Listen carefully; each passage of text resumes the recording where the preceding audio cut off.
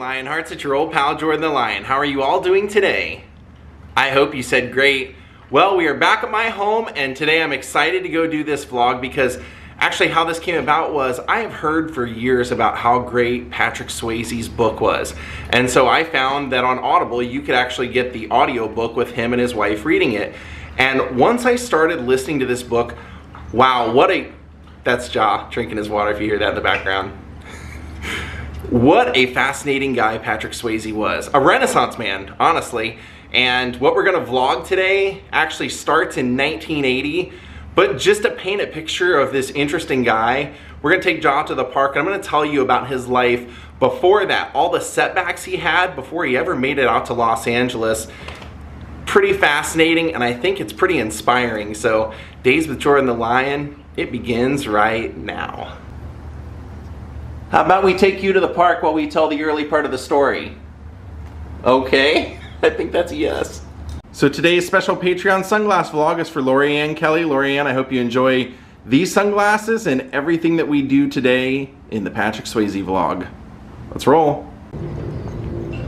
Well, Patrick Swayze, as I said, was a Renaissance man. I think that's the best way you can say it, and it kind of comes from his parents. His dad was at one time a rodeo champion turned engineer. His mother was a well-respected dancer in Houston. She actually had her own ballet studio and she ran the Houston Jazz Dance Company, contemporary company.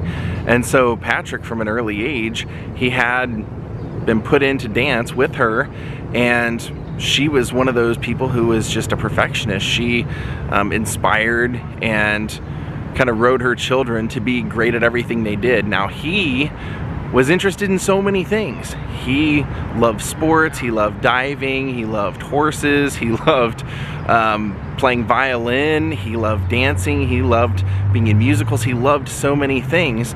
And so throughout his life, as he would have setbacks, he would eventually, instead of using those as setbacks, he would decide to just explore those other interests. Now, one of the early stories that he tells is that he had two heroes in his life.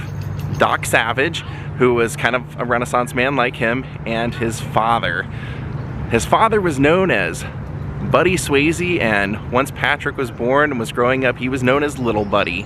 So his father actually helped Patrick develop as a young man because Patrick was bullied when he was in school for being in dance, being in the ballet. He actually was in gymnastics and ballet, and like I said, he played violin and he did so many different things that even though he played football, he was bullied for being a dancer. And one day 5 boys jumped him and beat him up, and so his father decided, hey, this has to change. So his mother put him into martial arts, and his father said, well, I was a boxer, I want him to learn boxing. So Patrick learned both boxing and martial arts. And then one day his father took him to school, took him to the coach's office and said, I want you to pull those 5 boys out of school and we're gonna settle this right now. My son deserves a fair shot. And so he said, Patrick says, back in those days, things were run a little different, and the coach did get the 5 students out of class, brought them down, and Patrick's father, Buddy, had 2 sets of boxing gloves. And just as the boys were about to put the boxing gloves on, he said, you know what, I don't think you guys will be needing these. And the coach said, hey, Mr. Swayze, we can't do that. And Patrick said, my father never raised his voice, never took a stand, unless it was important, and this time he raised his voice and took a stand. Patrick ended up beating up individually all 5 boys. Now he said, you would think that that would have stopped all that, but he said actually he became the new tough guy in school, and he became the new challenge, but he did defend himself and still was able to practice and not shy away from doing ballet, dance, musicals, and all the fine arts that he was interested in. Now, Patrick's family had 5 children, and so even though he had all these aspirations to do all these different things, he set his sights on football because he said, you know, he thought he could get a scholarship that way, and he didn't really have, or he didn't think at the time, he had an option to go to school outside of a scholarship. And unfortunately, his life changed in 1970 on Halloween evening. So on that night, Patrick was playing a football game, and his aspirations, like I said, were to get a scholarship. And he said even though he wasn't the biggest guy on the team, being 5'11" and 180 pounds, he was really fast.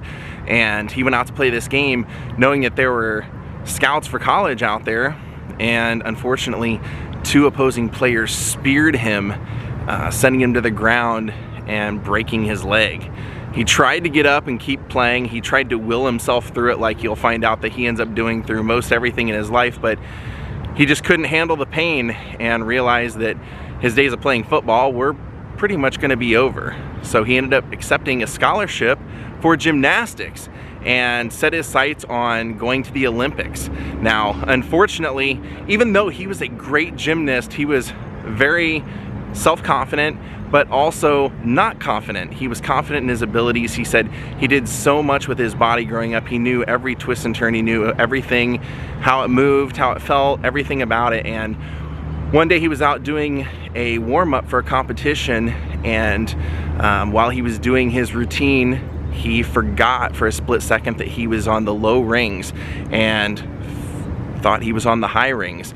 Did a dismount and a landing for the high rings, but was actually on the low rings and ended up re-injuring his leg. It had taken him a year to recover from the previous injury. Now he would have to find a way to recover from this, and basically saw his gymnastics dreams fall by the wayside. He no longer could perform in the same manner that he did before. So he fell back into his love of dance. He never gave up on it, and surprisingly, with all the leg injuries, even though it would make his knee swell up, he could still perform as a dancer. And so he devoted his time to studying with his mom's company, and eventually got to go off to New York to perform at Hartness, one of the most prestigious ballet schools that there was. Now, while his mother was teaching dance and running her own studio, while Patrick was growing up, he was about 16 years old, he saw a young girl named Lisa who came to the studio, and he immediately was attracted to her,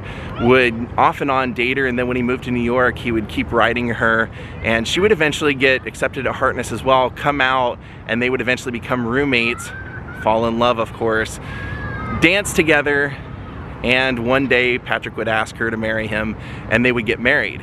Now, their life in New York City is one for the ages. They went through a lot of struggle, but it's what got them out to Los Angeles, which is what our vlog is going to be about today.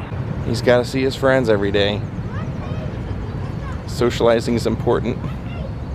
Now, if we're being honest, when you hear Patrick's story, you hear him tell it in his own words, dance was his true love. That was his true love through his life. In fact, he would even say, while he was an actor, even though there were great things that he got out of being an actor, and there were challenges that he got in that respect that he never got in any other way, dance was where his heart lied. And so not only was he excelling at Hartness with his knee condition, he would have to ice it over and over, but he was extremely good, and he excelled, eventually moving on past the school and getting accepted at one of the most prestigious companies there, trying to work his way up into being a featured performer. Well, eventually he got that. He was asked by his teacher to go into a touring company within, I mean, this was going to be about 9 months into his marriage to Lisa. He was not looking forward to leaving Lisa, and he knew with doing this and accepting this that he would miss their first wedding anniversary. And he was also, while accepting this, he would get to perform with Baryshnikov in New York City. Now, Patrick was looking forward to this, but he also knew he wasn't sure if his leg could handle this. He didn't know if the knee could hold up night after night, because he could, you know, even after being inspected by doctors, they would say, you know, like right now, you know, in his 20s, his knee looked like it was at 45 years old, and within a couple of years, they said it was going to be like a 100-year-old man's knee. So he was willing to accept this. I mean, he was looking forward to accepting it because this was the road to his dream. But unfortunately, he was out riding his motorcycle. In those days, he and Lisa had a motorcycle they would go everywhere on. He was going to a practice, and a car cut in front of him. He had to steer the motorcycle in between the median and the cars, and as he was going down the center of there, he saw a child on a bicycle, and he said, if I didn't hit the back brake and throw myself from the motorcycle, there's no way that the child would have survived. And so that's what he did, and it was a life-changing moment. He realized then that he could have very well never danced again, and as a dancer, you know, if that's what you put everything in your life into, and once you lose it, it's sometimes, you know, devastating to come back from. So He decided to tell his teacher and tell Lisa that he couldn't do the tour, and he decided to take up acting seriously, started training with a good teacher, but on the side, he and Lisa would go do dance performances, teach dance. They would make their money from that. He would still do some stuff in the company. He knew he could never use that to be his career. And like I said, he had so many interests. He always said, I never looked at those setbacks as a setback. I would just look at it as like, well, this is an opportunity to pursue and to birth a new dream. And so that's what he would do. But what's interesting is he would also make money during this time by woodworking. Now, he loved woodworking when he was a kid, but he didn't actually have any training. So when he started telling people that he could woodwork, and he was getting hired for gigs while he was at Harkness by some of the people that worked there for home improvements, he actually said, the best tool that I had in those days was Reader's Digest, do-it-yourself home improvement, like woodworking. He said he would duck into the bathroom and he would learn that way, and that's how he and Lisa would eventually make their money, by teaching dance. And he would do woodworking out of their apartment in New York City and make money, and then go deliver these things by motorcycle. Lisa would drive the motorcycle and he would balance the woodwork on his head until they got to where they were going. Until all this study in acting paid off when he pulled a favor. Now, what's crazy is I told you his mom was a pretty well-known dance teacher. She had once taught a man named Bob Lamont, who became a big-time agent and manager, and he was working with John Travolta, Jeff Conaway, Tony Danza, people like that at the time. And Patrick knew him from when Bob studied with his mom, and called him. This is what Bob said.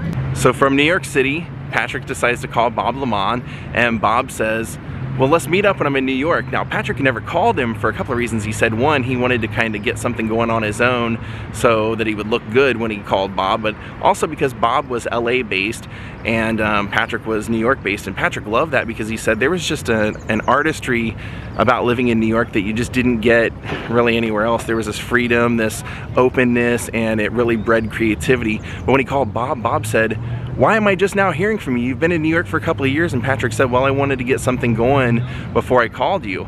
And Bob said, that's your first mistake. Use everybody you can in this business to get everywhere you're going. And so Patrick started talking to Bob, and Bob had a vehicle that he was basically putting all of his up-and-coming talent in to help establish them. So he sent Patrick out on an audition for Grease, to play Danny Zuko on Broadway's Grease. And so Lisa would say Patrick around the house would pretend to be Danny Zuko, and he nailed it, but nobody had ever really seen Patrick perform, so they didn't know if he could do it in an audition. And when he went out to audition for Danny, he just walked across the stage, and everybody in the production that was there to watch the actor said, that's Danny Zuko. And Patrick did receive the role of Danny, and he performed it for about 8 months. And then as his time was winding down, Bob Lamont kind of told him, hey, maybe you'll have more opportunity if you decide to come out and pursue your acting career in Los Angeles, which sounded good to Patrick and Lisa, even though at this time they were doing really well financially. They finally had money for the first time. They had an apartment they loved, but they did think, you know, to further their career, Patrick didn't want to just be a flash in the pan. He didn't want to just be a teen heartthrob. He really wanted to be a great actor, and both he and Lisa, even though they were afraid to do it, they subleased their apartment and made their way out to Great Hollywood. So when this feller's done with his park time, we'll drive into Hollywood and I'll tell you about their time here.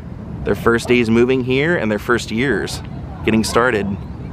Now, to me, this just makes Patrick Swayze so fascinating because he had so many different dreams of things he wanted to do, and yet now he's taking on acting, which he said, you know, giving up dance, he said, it was something I never got over. It was something that I never quenched that thirst that I got, the gratification that I got from being a dancer. He said, I never got that doing anything else. However, what he did like about being an actor is he said it was something that you could never master.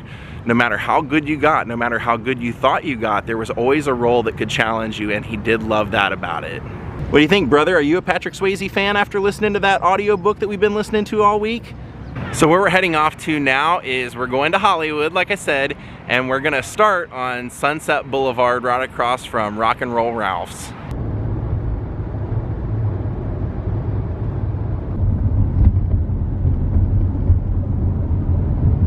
Well, yeah, we're definitely in Hollywood.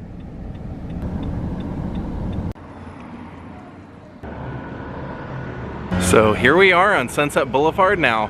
Patrick had never signed on with Bob Lamond. Bob had just been advising him through his whole time in Greece, but he said, if you and Lisa come out here, then I'll take you on. So they packed up everything, they got their cats, and they, as I said, subleased their apartment and flew to LAX, got off the plane, called Bob's office, and the receptionist didn't know who they were. They asked to speak to Bob, and she said, Bob's out of town until next week. Those were the days before cell phones, so you couldn't just, call him on a cell phone, get a hold of him. So Patrick and Lisa said, we're supposed to be signing with Bob. He's supposed to be representing us, or maybe Patrick thought maybe I misunderstood. They said, where do you recommend that we stay? And she said, our clients usually stay at the Beverly Hills Hotel, and hung up on him. And Patrick says, welcome to LA. He said, we started driving down to the Beverly Hills Hotel. Once it got in our view, we knew we had only saved up $2,000 for this move, and that had to get us by until we got started making money. So he said, we knew we couldn't even check in there. Our money wouldn't last. So we started working our way back down Sunset Boulevard, and we were stopping at a couple of the motels and hotels along the way, but most of them were only hourly rentals for business purposes, as he says, until they found this place. So Patrick and Lisa moved into here, what at the time was the Saharan Motor Lodge. They stayed here for about a week and a half, until Bob got into town and they got a hold of him. Now what Patrick says, he said this place was bad. Even in those days, he said it was so bad you didn't want to walk on your carpet in your room without your shoes on. And he said there was no time of the day where there weren't, hustlers and hookers out front. And he said it was never quiet here. There was a laundromat right over here. He said you could hear the laundromat all night long and all day, as well as the hookers doing business in their rooms. So once they got a hold of Bob, Bob assured them that yes, he was going to take them on as clients, and he immediately started sending them out for meetings and auditions. Patrick said sometimes 4 a day. And so they lived here for about a week and a half.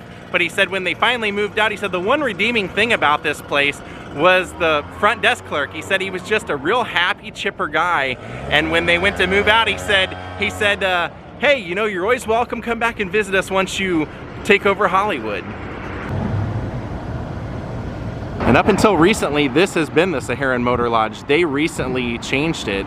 I vlogged this once before when I told the story about George Hamilton bringing the script to Evel Knievel about them making the Evel Knievel movie. So if you're interested, check out that vlog. So now we're gonna take off to where Patrick and Lisa end up getting their apartment, over on La Jolla. So since he specifically mentions the laundromat, which would have been right over here, you gotta imagine that their room was probably right over in this corner of the motel at the time. He doesn't say what room it was.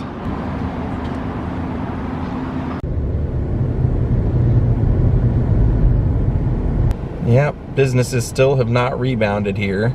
You can see those are all boarded up still. Take a look at the neighborhood they moved into when they moved. What a great house, huh? This is not their place, this is right around the corner. But what a cool design, huh? I love it. So once they moved, the first work that Patrick got was a movie. He got to play kind of the bad guy lead in a movie called Skate Town USA, where he got to show off his skating ability. Now at the time, he said, I knew reading the script this wasn't going to be any award winner, but skating was really popular. People with ghetto blasters and people all over the beach skating and everything. And he goes, I was a really good skater, so I was looking forward to this. So I had my dad send out my really good skates from Houston, and I started practicing, learning all kinds of tricks, because I was gonna basically steal this movie. So once the movie came out, that's exactly what he did. He basically stole the movie, and this turned out to be kind of a bad thing. He got such great reviews for the movie that Columbia offered him a multi-picture deal for kind of teeny bopper movies to play like a young lead, and he didn't want to do that. And Bob told him, you only have one power in this business, the power to say no.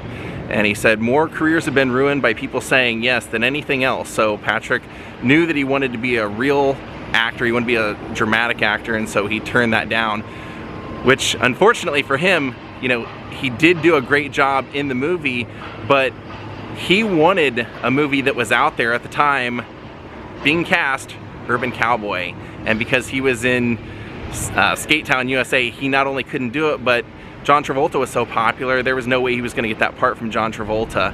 And Patrick's mother, Patsy Swayze, actually was the choreographer for Urban Cowboy, and his wife Lisa was also working on the choreography as well. So Patrick really always felt that that was a role that was made for him, a dancing cowboy. He just said that was in my blood, and to know that Lisa and my mom were both working on it, it really bummed him out. But once he finished filming Skate Town USA, he flew to Houston and met up with them, and then ended up helping John Travolta learn a few moves for the movie. And he said that they all became great friends for pretty much the rest of their life.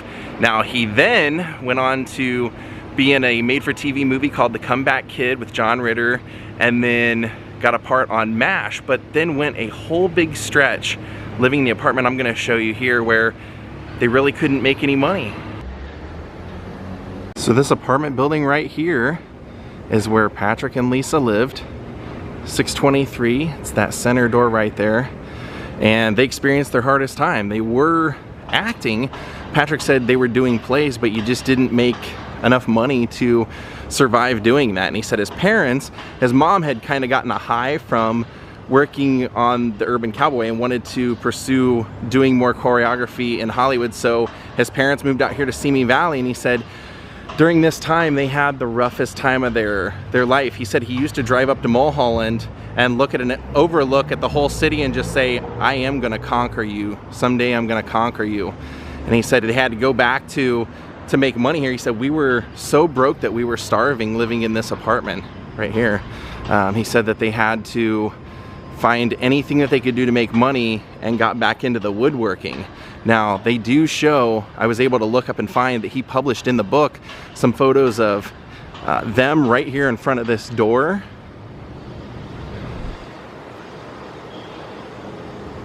Of their apartment. And then also he did his woodworking out of his garage. And so while he was living here, he said he couldn't go to his parents. He was too ashamed, and they were kind of struggling at the time. Lisa's family was struggling at the time. And then he said finally a man that they used to do odd jobs for, they went and said, is there anything that you need? Is there anything that we can do to make money? And so he let them build a dog house. And while he was building that dog house, he got a call that he had booked a part on a new show called The Renegades, which was going to be a new Mod Squad type movie, and he had always wanted a DeLorean. Now, Patrick said at the time the DeLorean was a cutting edge car. It had those gullwing doors, and he said he always wanted one. They were a limited car that John DeLorean made, and only made 9,000 of them for a 2-year span, and he said he really wanted one. And when he got that call that he was now going to be on that new show, he said he immediately called Lisa and told her that he was at a dealership to buy a DeLorean. And she said, wait, what? He said, yeah, I'm buying a DeLorean because I just got on a show called The Renegades. And so his career seemed to have turned around. Now, what was cool is that I was able to find a picture that he also publishes in the book of his DeLorean parked right here. So Patrick would have been standing with his DeLorean right here, and he would have been on the other side of it, and that would have been his wood shop where he was doing all the woodworking, trying to make ends meet.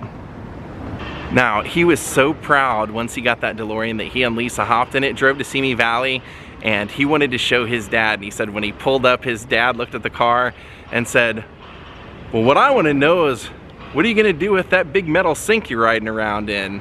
And Patrick said that was like one of the most happy days of his life, because he knew that that was his dad's way of saying that he was proud of him.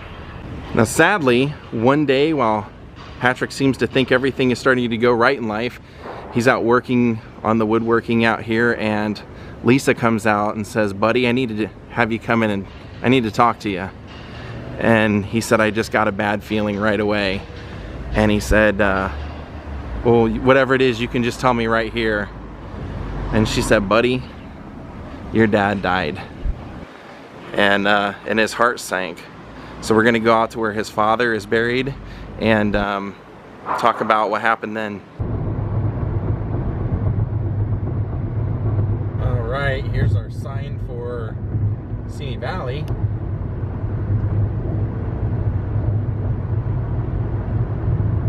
Take a look at the smiley face up there.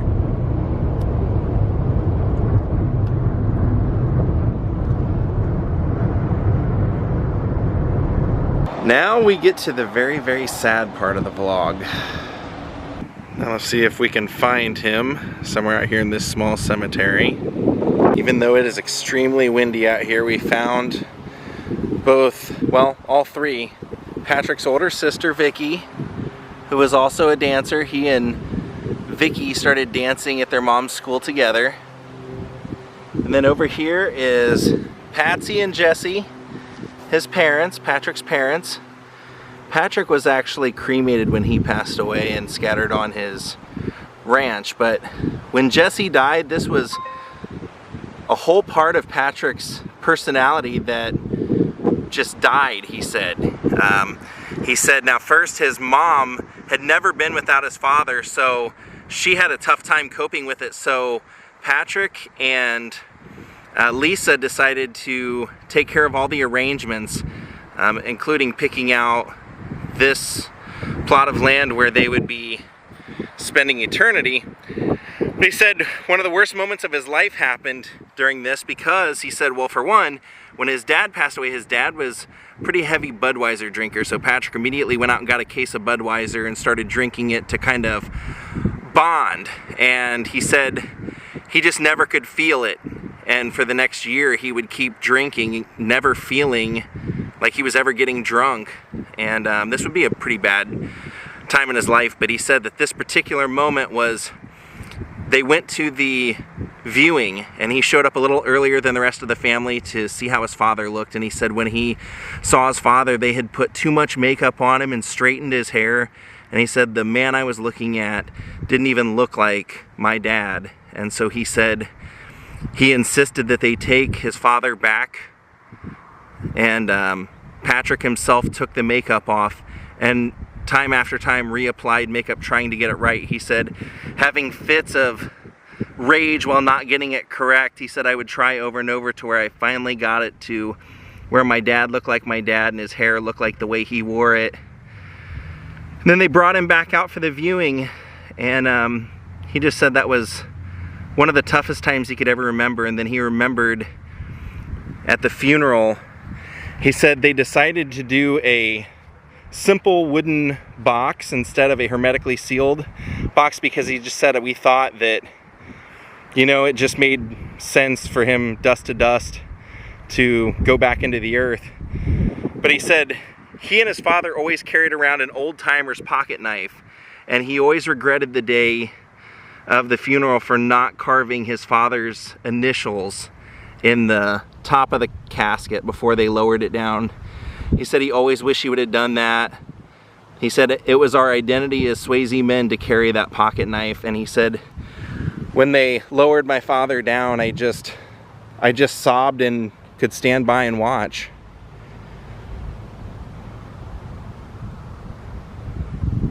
You notice here that they have Texas on there, and then his mom, Patsy.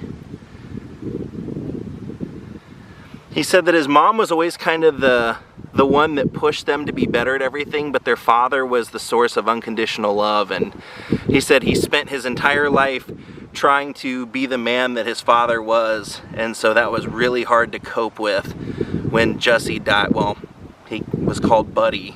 Patrick said, I then became Big Buddy because I was the oldest male in the Swayze family.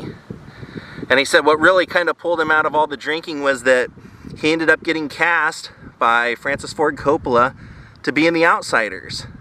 Patrick had always said as an actor he wanted to be more than just a dancer turned actor. He wanted to be looked at as, you know, a real actor. And so when he did The Outsiders, he was cast, and he said that Francis had a kind of a cruel way of bringing good performances out in you. He said he would find out what your deepest, darkest fear was, and then on a loudspeaker before you went to do a scene, he would call you out on it and just get your blood boiling. And he said he remembered one time being on the set and just wanting to learn, saying, you know, Francis is one of the greatest in movie making history. I wanted to learn from him. So he said I remembered asking him why he set up a shot the way he did, and Francis took this the wrong way. He didn't take it as Patrick wanting to learn. He took it as Patrick questioning him, and he turned around and said, you know, everyone knows that dancers just want to look at themselves and see how good they look in a shot. And he said, I took real offense to this. It actually made me furious because he said, I wanted to be more than that, and it got great performances out of him, but he said even though that was a cruel way of doing it, he said he would have been happy to make pictures with Francis Ford Coppola anytime. Rest in peace, Patsy and Buddy Swayze, and thank you for your service.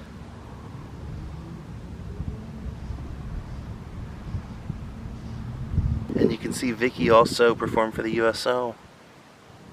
Now, Patrick said he spent the rest of his life remembering that look on his father's face when he brought the DeLorean over, the look of pride, and he said, everything I did in my life, for the rest of my life, I always did it with the thought, or that image in my mind of him always watching down on me, and I always lived up to that. I always tried to live up to that. And he said he looked at his career as kind of a great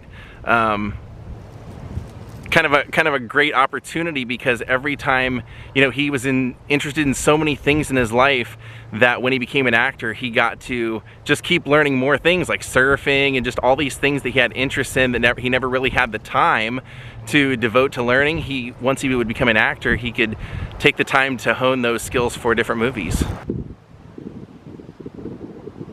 So as for that DeLorean, Patrick said that the months after his father's death, he would go up to that spot on Mulholland, look over, and then he would go race that car up and down Mulholland to anyone that wanted to race him with a case of beer on his front seat.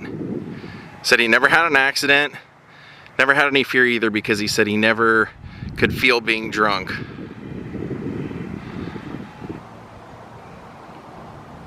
Patrick Swayze's father, Jesse, well, Buddy, ended up dying of a heart attack, and then Patrick himself died a young death from cancer. So one of the things Patrick Swayze's probably most known for is Dirty Dancing, but that wasn't even meant for him. That was actually supposed to be for Billy Zane and Jennifer Grey, but for some reason I guess their chemistry just didn't work, and Patrick Swayze at the age of 34 got the part. He and Jennifer had pretty great chemistry, as you can see in the movie, but they'd worked together before in Red Dawn, had a really touching scene when she dies in the movie, and it was just kind of undeniable. They had a great chemistry, so that's how Patrick ended up coming into that. Now, I've done a lot of vlogs on famous people, but this one by far stood out to me in my memory as being one of those that the more I learned about the guy, the more I liked him. The more I just wish I could have met him and hung out with him. He just seemed like such a positive guy, and I remember one of the things he says in the book is that he said even when he was drinking a lot, he said that was always a symptom of the problem. He said that was just, you know, he never viewed that as a problem. He just knew that that was the sign that he had a bigger problem that he had to take care of, which was getting over his father's passing and moving on. So really great book. It's called The Time of My Life. Patrick and his wife wrote it together. I really highly recommend it. Alright, thank you very much everyone for watching this vlog. I hope you enjoyed it. Go out and get Patrick's book. It's really great. He sounded like a really great person, and I hope this vlog did him justice. It's kind of cool for me to get to go see all those places, and kind of sad at the same time. Thank you Lorianne Kelly, Charlotte Hutchinson, Nick Thomas, Gwen Tharrington, Jacob Lenhoff, Heather Koo, Lori K, Maria Arredondo, and Merritt Allen for becoming my newest Patreons. Thank you all for watching. Have a great night, and good